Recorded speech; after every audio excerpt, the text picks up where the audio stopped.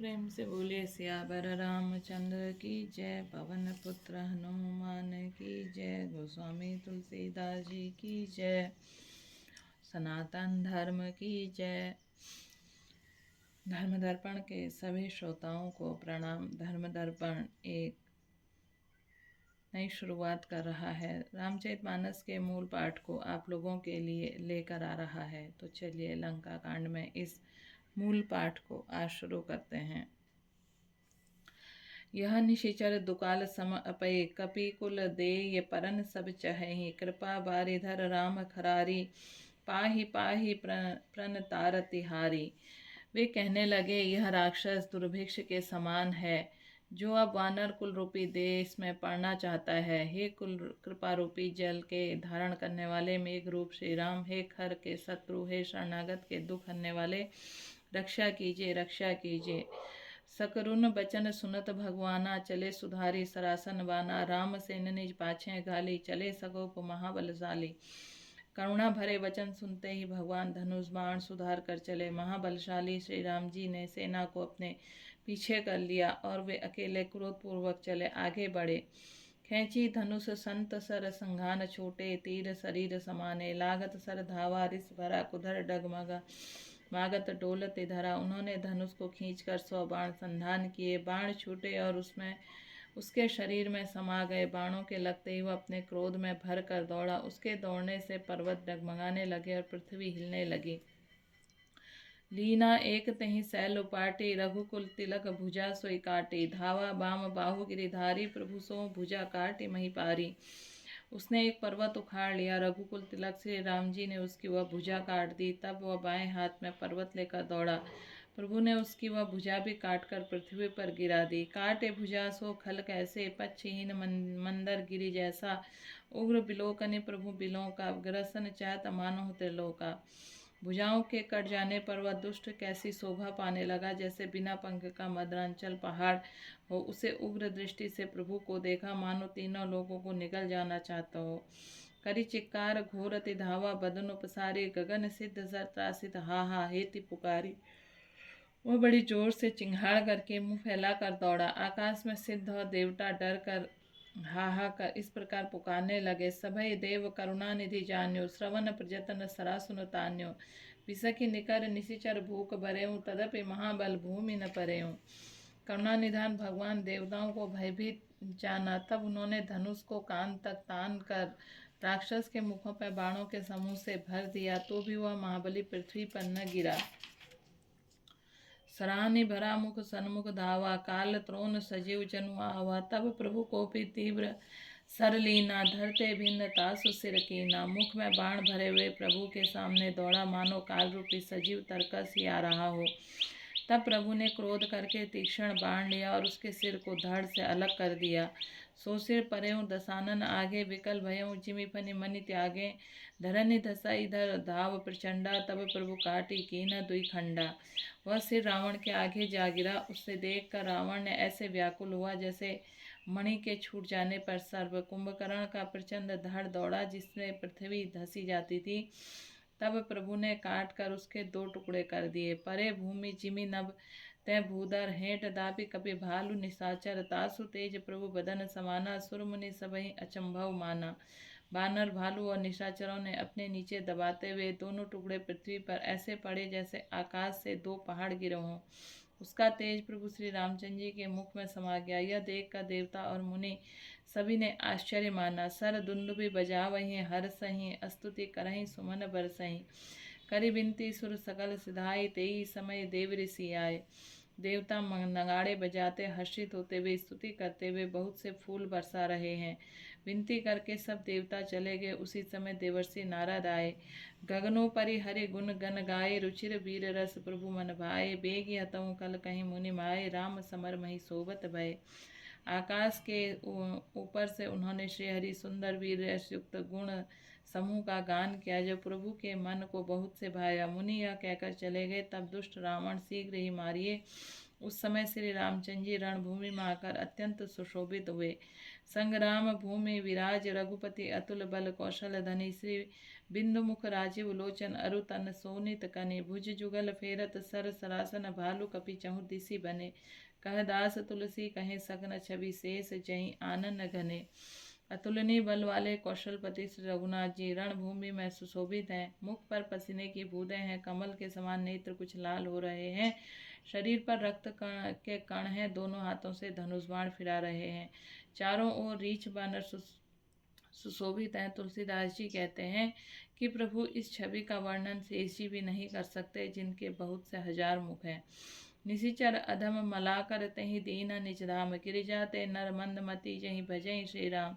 शिव जी कहते हैं, हे गिरिजे कुंभकर्ण जो नीच राक्षस और पाप की खान था, उसे भी श्री राम जी ने अपना परम धाम दे दिया। वे मनुष्य निश्चय ही मंदबुद्धि हैं जो उन श्री राम जी को नहीं भजते। दिन के अंत फिरो द्वि अने समर भाई, सुभंटन श्रम घनी, राम कृपा कपि दल बड़ा, जिमि त्रन पाए लाग अति ठाड़ा। दिन का अंत होने पर दोनों सेनाएं लौट पड़ी। आज के युद्ध में योद्धाओं को बड़ी थकावट हुई, परंतु श्री राम जी के कृपा से वानर सेना बल उसी प्रकार बढ़ गया जैसे घास पाकर अग्नि बहुत बढ़ जाती है। छिजहि निशिचर दिन अरुराति, निज मुख कहे सुकृत जहि भांति, बहु विलाप दस कंदर करई, बंधु शीस पुनि पुनि उर धरई। उधर राक्षस दिन रात इस प्रकार घटते जा रहे हैं जिस प्रकार अपने ही मुख कहने पर पुण्य घट जाते हैं। रावण बहुत विलाप कर रहा है, बार बार भाई कुंभकर्ण का सिर कलेजे से लगाता है। रो वही नारी हृदय अति पानी, तासु तेज बल विपुल बखाने, मेघनाथ तहीं अवसर आयों, कहीं बहु कथा पिता समझायों। स्त्रियां उसके बड़े भारी तेज और बल को बखान करके हाथों से छाती पीट पीट कर रो रही हैं। उसी समय मेघनाथ आया, उसने बहुत सी कथाएं कहकर पिता को समझाया। देखूं काली मोरी मनुसाई, अबहि बहुत को करो बढ़ाई, इष्ट देव में सो बल रथ पायूं, सो बल तात न दो ही दिखायूं।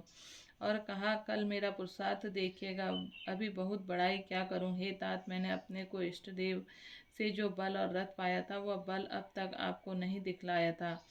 यही विधि जलपत भयं बिहाना, चहु द्वार लागे कपि नाना, इति कपि भालु काल सम बीरा, उत रजनीचर अति रणधीरा। इस प्रकार डिंग मारते हुए सवेरा हो गया। लंका से चारों दरवाजों पर बहुत से वानर आ डटे। इधर काल के समान वीर वानर भालू हैं और उधर अत्यंत रणधीर राक्षस हैं। लरहि सुबट निज निज जय हेतु, बरनि न जाई समर खग केतु। दोनों ओर योद्धा अपनी अपनी जय के लिए लड़ रहे हैं। हे गरुड़, उनके युद्ध का वर्णन नहीं किया जा सकता। मेघनाद मायामय रथ चढ़ी गयों आकाश, गरजेऊं अट्ठाहस करी भई, कपि कटकहीं त्रास। मेघनाथ उसी पूर्वोक्त मायामय रथ पर चढ़कर आकाश में चला गया और अट्ठाहस करके गरजा, जिससे वानरों की सेना में भय छा गया। शक्ति शूल तरवारी कृपाना, अस्त्र शस्त्र कुलिसा युद्ध नाना, डारहि परसी परहि पसाना, लागे वृष्टि करे बहुबाना। वह शक्ति शूल तलवार कृपाण आदि अस्त्र शस्त्र एवं वज्र आदि से बहुत आयु चलाने लगा तथा फरसे पारिक पत्थर आदि डालने से बहुत बाणों की वृष्टि करने लगा। 10 दिशि रह बान नभ छाई, मानो मघा मेघ झरिलाई, धरु धरु मारु सुने धुनि काना, जो मारई तहीं को न जाना। आकाश में 10 दिशाओं में बाण छा गए, मानो मघा नक्षत्र के बादलों ने झड़ी लगा दी हो। पकड़ो पकड़ो, मारो मारो, ये शब्द कानों से सुनाई पड़ते हैं, पर जो मार रहा हो उसे कोई नहीं जान पाता है। कहीं गिरी ता आकाश कपि धा, वहीं देखहीं तहीं न दुखित फिर आ, वहीं अवघट घाट बाट गिरी कंदर, माया बल किन्हीं सीसर पंजर।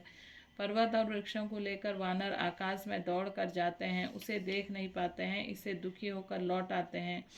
मेघनाथ ने माया के बल से अटपटी घाटियों, रास्तों और पर्वत कंदराओं, बाणों और पिंजरे बना दिए, बाणों से छा दिया। जहीं कहाँ व्याकुल भय बंदर, सुरपति बंदी परे जन मंदर, मारा सुत अंगद नल नीला, कहीं सी बिकल सकल बलशीला। अब कहाँ जाए यह सोचकर रास्ता न पाकर वानर व्याकुल हो गए, मानो पर्वत इंद्र कैद में पड़े हों। मेघनाथ, मारुति, हनुमान, अंगद, नल और नील आदि सभी बलवानों को व्याकुल कर दिया। पुनि लक्ष्मण सुग्रीव विभीषण, सरह नहीं मारे से कीन्हे से जर्जर तन, पुनि रघुपति में जूझे लागा, सर छाड़ई होई लागई नागा। फिर उसने लक्ष्मण जी, सुग्रीव और विभीषण को बाणों से मारकर उनके शरीर पर छलनी कर दिया। फिर वह श्री रघुनाथ जी से लड़ने लगा। वह जो बाण छोड़ता है वे सांप होकर लगते हैं। ब्याल पास भय खरारी, स्वबस अंत एक अभिकारी। नव ईंट कपट चरित कर नाना, सदा स्वतंत्र एक भगवाना। जो स्वतंत्र अंध एक अखंड और निर्विकार हैं, वह खर के शत्रु श्री राम जी लीला के नागपास के वश में हो गए, उससे बध गए। श्री रामचंद्र जी सदा स्वतंत्र एक अद्वितीय भगवान है। वे नट की तरह अनेकों प्रकार के दिखावटी चरित्र करते हैं। रन शोभा लगी प्रभु ही बधायो, नागपास देवन भय पायो। रण की शोभा के लिए प्रभु ने अपने को नागपास में बांध लिया, किंतु उससे देवताओं को बड़ा भय हुआ। गिरिजा जासु नाम जपि मुनि, काटई भवपासों की बंद कर आवई व्यापक विश्व निवास। शिव जी कहते हैं, हे गिरिजे, जिनका नाम जपकर मुनि भव जन्म मृत्यु की फांसी को काट डालते हैं, वे सर्वव्यापक हैं। विश्व निवास, विश्व के आधार पर कहीं बंधन में आ सकते हैं। चरित राम के सगुन भवानी, तरकी न जाई बुद्धि बलवानी। अस विचारी जो त्यज्ञ पिरागी, राम ही भजई तर्क सब त्यागी। हे भवानी, श्री राम जी के इन सगुण लीलाओं के विषय में बुद्धि और वाणी, बल और तर्क से निर्णय नहीं किया जा सकता। ऐसा विचार कर जो तत्वज्ञानी और विरक्त पुरुष है, वे सब तर्क शंका छोड़कर श्री राम जी का भजन करते हैं। व्याकुल कटकु कीना घननादा, पुनि भा प्रकट कहीं दुर्बाधा। जामवंत का खल रहो ठाड़ा, सुनि करे क्रोध अति बाड़ा। मेघनाथ सेना के व्याकुल कर दिया, वह प्रकट होकर भी दुर्वचन कहने लगा। इस पर जामवंत ने कहा, अरे दुष्ट खड़ा रह। यह सुनकर उसे बड़ा क्रोध आया। बूढ़ी जानी सट छाड़्यों तो ही, लागे सी अधम पचारे मोही। अस कहीं तरल त्रिशूल चलायो, जामवंत कर गहीं सोई धायो। अरे मूर्ख, मैंने बूढ़ा जानकर तुझे छोड़ दिया, और अरे अधम, अब तो मुझी पर ललकारने लगा। ऐसा कहकर उसने चमकता हुआ त्रिशूल चलाया। जामवंत ने उसी त्रिशूल से हाथ से पकड़कर छोड़ दिया। प्रेम से बोलिए सियावर रामचंद्र की जय। पवन पुत्र हनुमान की जय। गोस्वामी तुलसीदास जी की जय। सनातन धर्म की जय।